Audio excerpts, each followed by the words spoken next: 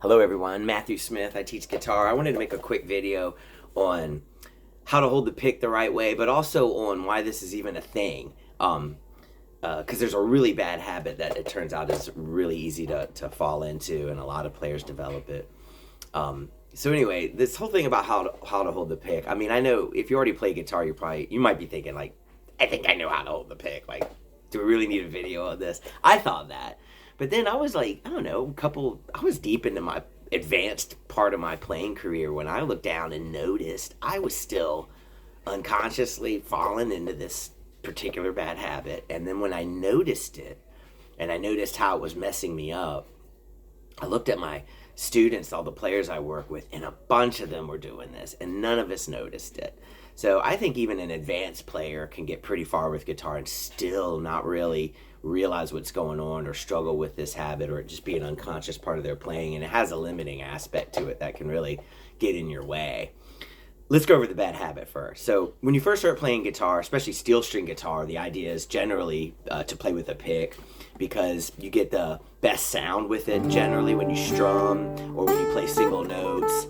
Also, you can do a lot of rhythmic type techniques that are really famous in popular music if you use a pick.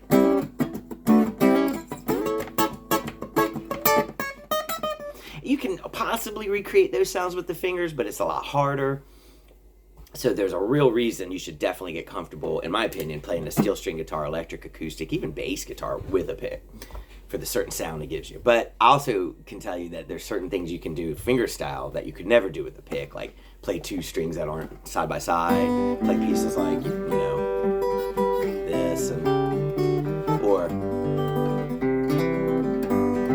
just the kind of sound you can get with the finger style too is really unique. And if you like guitar and you like any kind of guitar music, you're going to end up wanting to be able to play both ways, pick style and finger style. You might prefer one over the other or focus more on one or the other, but it's the way to enjoy guitar.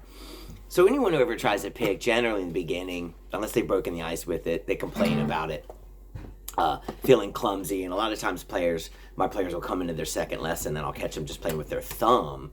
And when I ask them about it, they'll say, well, the pick just felt clumsy. I kept missing the strings. I kept dropping it. But I just encourage people at that point. It's like, yeah, you're going to drop it. You're going to hit the wrong strings. You got to go through all that stuff to kind of work out how to use it.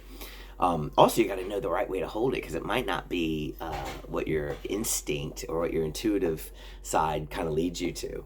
So here's where I get to the bad habit part of this. So I think that the instinct or the intuitive side of human beings, when you put a pick in their fingers and then you ask them to hit guitar strings or strum strings, is that our subconscious tries to go, what is this? How is this familiar to me?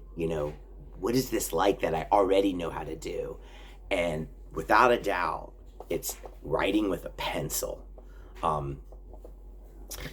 And so a lot of guitarists, without even realizing it, they may start off with the correct grip or holding of the pick, but they'll devolve real quick into this, what I call pencil gripping of the pick. Here's how you know if you're doing that.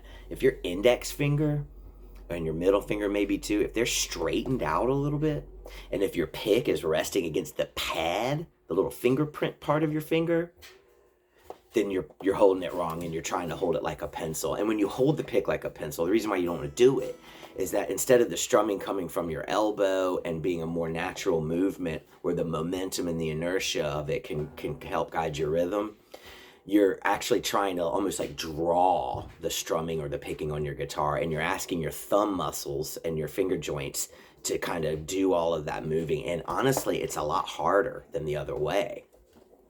Probably it also makes the pick sound a certain way. You probably have to hold it a little tighter to play that way. You might drop it more. There's just a lot of reasons why this pencil holding of the pick is, even if you've gotten used to it and you can play some songs that way, it's got some inherent mega flaws to it that will never be overcome and definitely will hold you back if you try to play other kinds of music. So watch out for that. It's very instinctual to hold a pick between the thumb and the flat part of the finger, the pad there, and kind of almost subconsciously be drawing your strumming on the strings. But here's what you want to do. First step, you take your right hand, you want to be really relaxed. You want to tuck your four fingers, hold them together like you're going into like a mitten or something with them, and you just kind of curl them, like almost like you're holding a handlebar. You don't want to squeeze or make a fist out of your hand. You just kind of gently tuck your fingers in. And then the pick is going to rest on the side of the tip of your index finger. So rather than it being against the pad and the fingerprint part, it's literally laying on the side. And then what holds the pick down and essentially controls it is the thumb. The thumb then just plops down and lays flat on the pick. In a case like this, the strumming motion, while a little of it comes from the wrist, a lot of it will come from your elbow and your forearm, and this whole arm will be connected to the pick, and you'll just get a much better regulation of timing and sound too. You don't want to hold the pick real tightly. You want the pick to actually wiggle a little bit in your grip or light holding, and the pick should yield a little as you brush it against the strings when you strum. You don't want a firm, hard pick against the strings.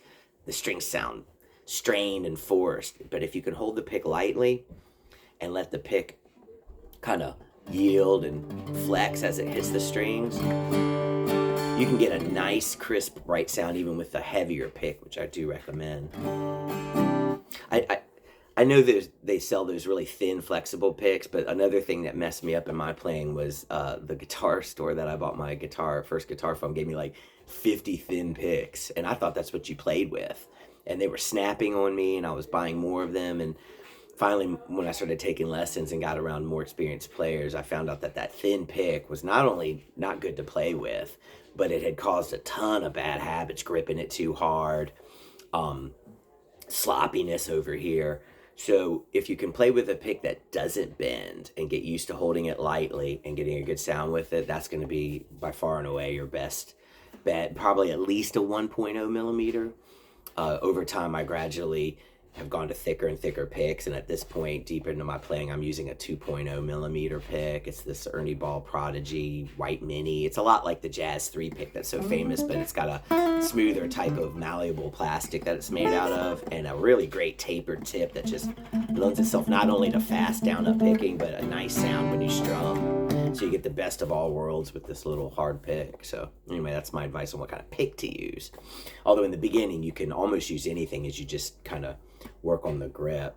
So don't squeeze too tight. Thumb flat on the pick flat on the side of the curled index finger. Some people will let these other fingers that aren't holding the pick kind of hang off their hand, and that's okay to do, but watch out for, one, the noise it can make, and two, you're walking a fine line there with another really bad habit that players have, and it's bracing or kickstanding fingers on the guitar.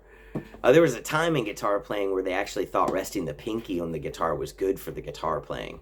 But during that time, nobody was using the ring finger hardly at all in fingerstyle. And we've since evolved from that. And now most players who've played difficult music will definitely say any kind of resting of the hand or the fingers on the guitar, while it kind of at first feels like it gives you some stability and a sense of where you are, it'll definitely limit your playing, and it'll definitely be a bad habit you'll have to overcome at some point. So your best bet is to just tuck the fingers in gently and free float and hover over the strings. I know this is hard at first. You have to really feel where the strings are, and you'll crave for that sense of placement by wanting so badly to hold your hand or rest your hand on the guitar.